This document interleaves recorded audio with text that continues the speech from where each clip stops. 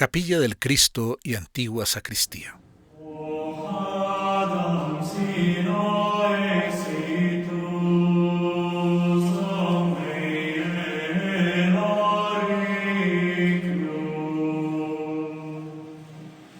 La Capilla del Cristo fue parte de la primera iglesia, con la sacristía a su lado. Es el testimonio arquitectónico que perdura todavía y donde Pedro Claver tenía su confesionario. Pedro Claver gastaba una parte de su tiempo atendiendo confesiones y prefería a los negros antes que a los blancos, y eso le molestaba a los blancos, ¿no? Confesar primero a los negros y después, si les sobraba tiempo, confesaba a los blancos.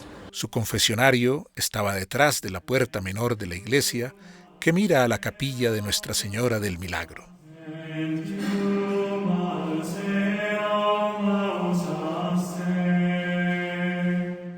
En 1650, con 70 años, Claver salió en compañía de su intérprete Andrés Sakabuchi en las cercanías de Lorica. Allí cayó enfermo y hubo de regresar a Cartagena.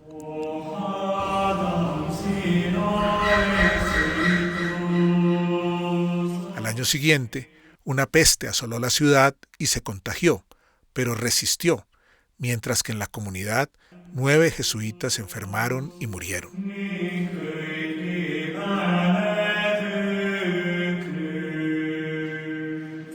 Claver quedó con una parálisis agitante, llamado mal de Parkinson, que lo tuvo recluido por 4 años, en lo que era la enfermería de la residencia.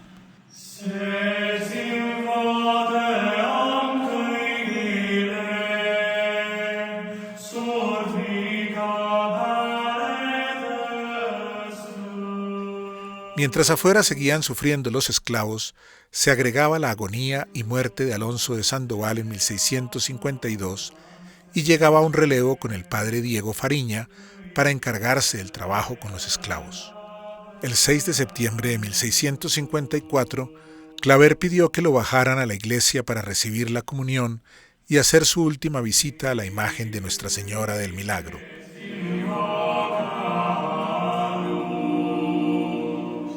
El 7 de septiembre perdió el habla y el hermano González cuenta que la gente comenzó a acudir ante la voz «Vamos, el santo se muere». Negros y blancos querían verlo por última vez y llevarse alguna reliquia suya.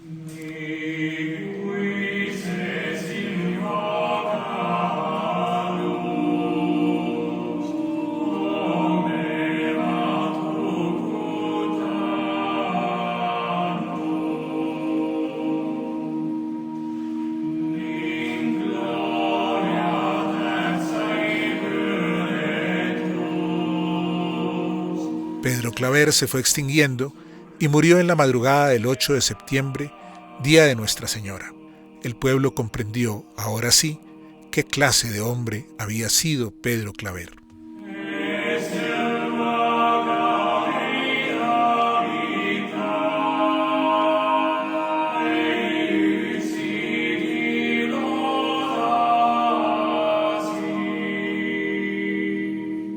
El hermano Nicolás González, sacristán y portero del colegio, fue su compañero fiel hasta su último suspiro.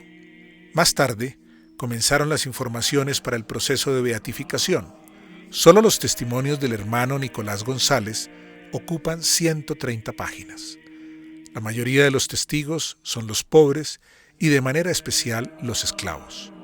El portero, uno de los testimonios que salen en los documentos de beatificación y canonización, es que el hermano de la portería de noche lo llamaba, a veces muy rara vez lo llamaba de noche, pero al llamarlo de noche lo encontraba en oración. Y que entonces decía, pero ¿cómo se explica a este hombre todo el día trabajando y por la noche orando? Pues era un hombre de un temple especial catalán, al fin y al cabo, serio, duro, bravo, pero que se había hecho una madre con los pobres, los enfermos, los esclavos. La capilla del Santo Cristo fue el primer lugar donde descansaron los restos del padre Pedro Claver junto al altar en un nicho levantado del suelo.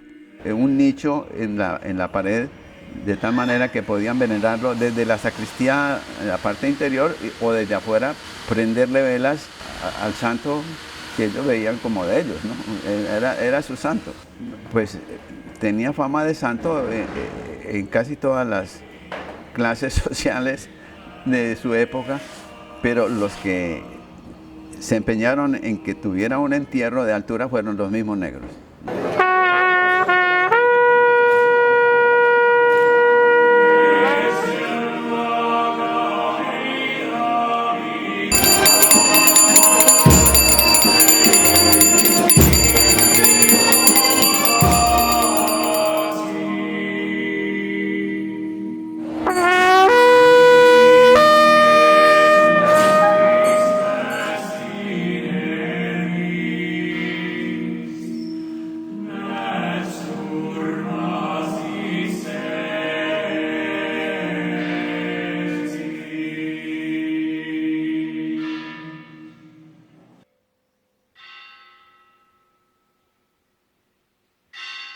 Después de un largo proceso, interrumpido por la expulsión y supresión de la compañía, el Papa Pío IX declaró beato a Pedro Claver en 1851. Y finalmente, el 15 de enero de 1888, el Papa León XIII lo canonizó junto con su maestro espiritual, el hermano Alonso Rodríguez, y el joven estudiante Juan Bermans.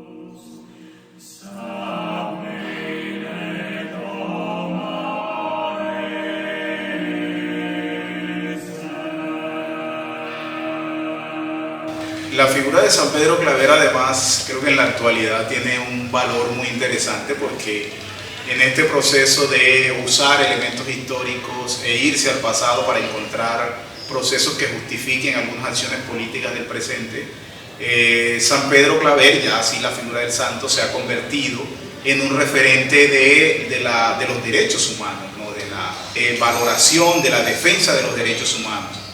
Evidentemente no existía la idea de derechos humanos en el siglo XVII, pero dado el reconocimiento de un comportamiento especial de él con la población negra esclavizada, en la actualidad las poblaciones afrodescendientes, e incluso no solo las poblaciones afrodescendientes, lo han asumido como un referente en la lucha por los derechos humanos. Entonces, en ese juego interesante de resemantización, de resignificación, de darle, de cambiarle incluso el sentido histórico a las cosas, San Pedro Claver juega un papel central en ese proceso de las políticas alrededor de los derechos humanos. Soy Álvaro Gutiérrez, jesuita, y nos encontramos en el coro de la iglesia de San Pedro Claver en Cartagena. Templo de San Pedro Claver en Cartagena.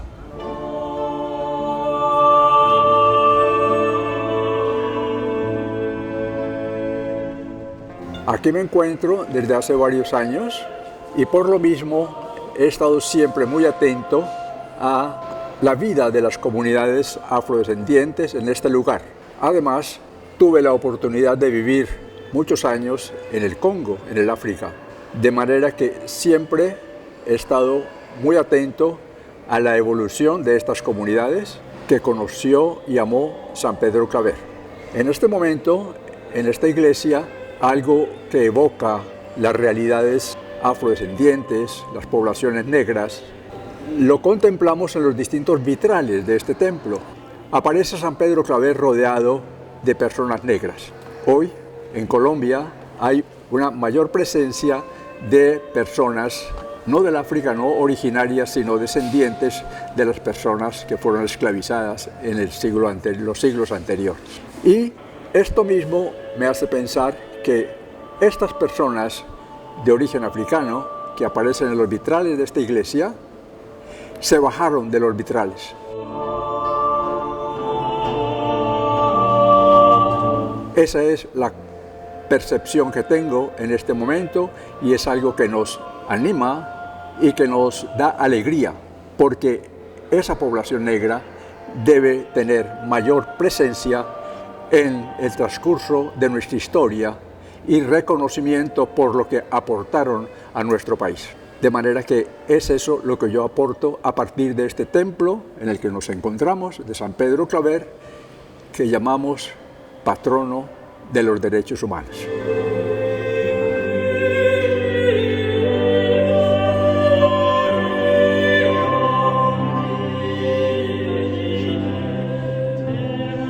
Solamente constaba que en 1695 estaba decidida su construcción y se empezaba el acopio de materiales.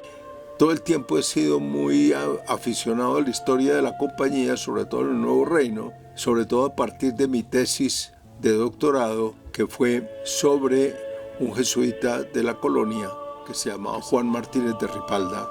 El padre Juan Martínez de Ripalda, procurador de la compañía, anuncia en la audiencia de Santa Fe que en 1631 el colegio había comprado la estancia de San Bernabé en la isla de Tierra Bomba. Dicha hacienda contaba con un horno para fabricar tejas y ladrillos, y así levantaron en piedra y calicanto la nueva iglesia. Y eso era la antigua sacristía, porque la iglesia era lo que hoy es el frente de la casa. Esta iglesia que nosotros vemos ahora se hizo 100 años después de la muerte de San Pedro Claver. El documento gráfico más antiguo en que aparece la planta del templo es un plano de la ciudad de 1716 realizado por el ingeniero Juan de Herrera y Sotomayor.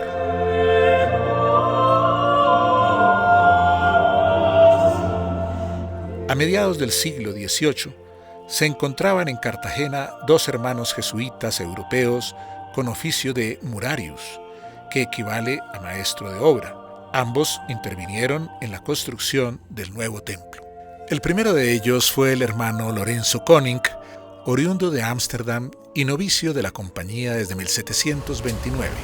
Llegó a América en 1735 y debió quedarse en Cartagena. La influencia del hermano Koninck en el templo, que ya estaba en construcción, la tuvo en la nave central y luego en los balcones corridos del segundo piso, influencia de los hermanos alemanes en los templos jesuíticos americanos.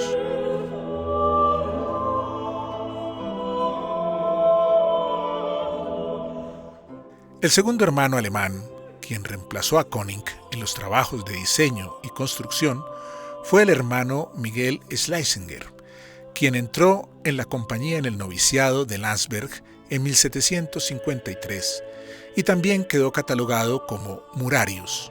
Fue destinado a la provincia del Nuevo Reino, donde arribó en 1754 para quedarse hasta la conclusión del templo. Se encargó de la terminación y del diseño de la fachada, que poseía muchos rasgos comunes con la fachada de la compañía en Landsberg, templo edificado por otro jesuita, el hermano Merani, y que Schleisinger conocía, pues intervino en esa construcción.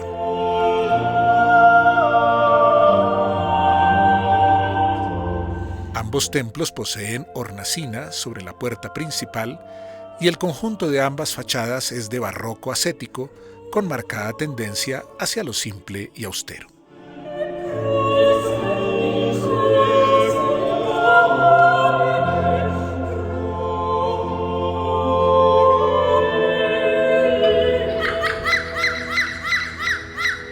El historiador jesuita José Casari, en su obra de 1741, hace mención del entierro de Pedro Claver en la nueva iglesia. Ya de San Pedro Claver, que está incluida en la segunda parte.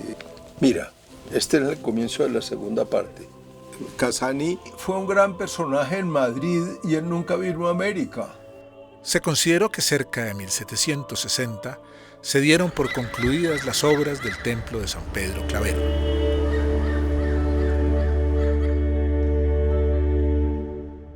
Dejó de utilizarse la antigua capilla, que tanto sirvió a los jesuitas por algo de más de 140 años, y mediante una intervención arquitectónica se definió en su lugar un sector de aposentos y portería con su galería relacionada al patio interior, que se integró al conjunto del claustro jesuítico.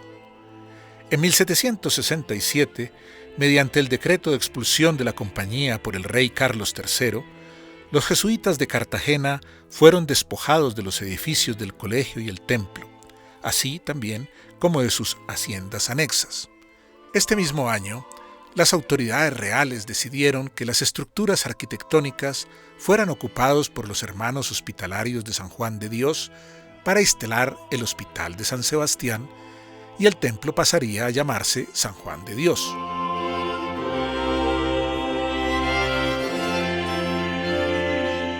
A finales del siglo XIX, gracias a la gestión del entonces arzobispo de Cartagena, Eugenio Bifi, se restauró la iglesia y se agregaron elementos arquitectónicos neoclásicos como el altar mayor, obra de Vittorio de Montarsolo, y el púlpito, ambos de factura italiana.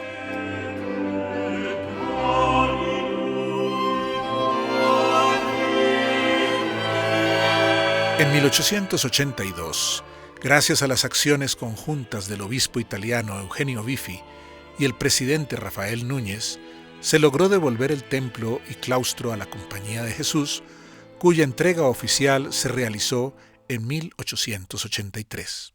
En 1887, por iniciativa del obispo Bifi, se consiguió apoyo económico y así embellecieron el interior del templo y cambiaron su nombre por el de San Pedro Claver. El 15 de enero de 1888, cuando fue canonizado Pedro Claver por el Papa León XIII, el templo se encontraba en proceso de embellecimiento, por lo cual Bifi improvisó el altar y, rodeado de una devota y entusiasta multitud, entonó el Te Deum en acción de gracias.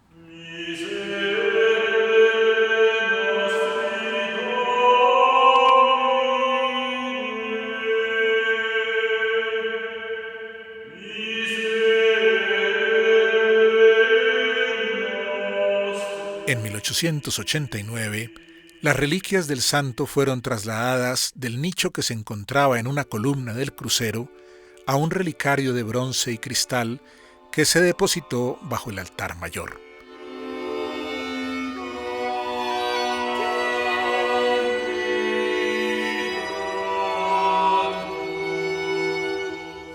En 1921 se llevó a cabo otra reforma. Se eliminó la antigua cúpula, tipo medialuna, y se reemplazó por una de estilo neoclásico, obra del arquitecto francés Gaston Lelarge. Hoy tenemos la visual compuesta por esta cúpula neoclásica y las torres barrocas alemanas. En este patio se sienten todavía, se perciben con bastante nitidez las energías que emanan de este suelo, de manera que es un sitio especialmente mágico y que tiene esa calidez, esa espiritualidad que lo arropa a uno. No sé si sería una exageración decir que San Pedro Claver no hablaba de la perfección cristiana, sino que vivía en perfecta sintonía con el Evangelio en las cosas y en los detalles de cada día. No era una espiritualidad en los aires, sino una espiritualidad encarnada en un servicio concreto por amor.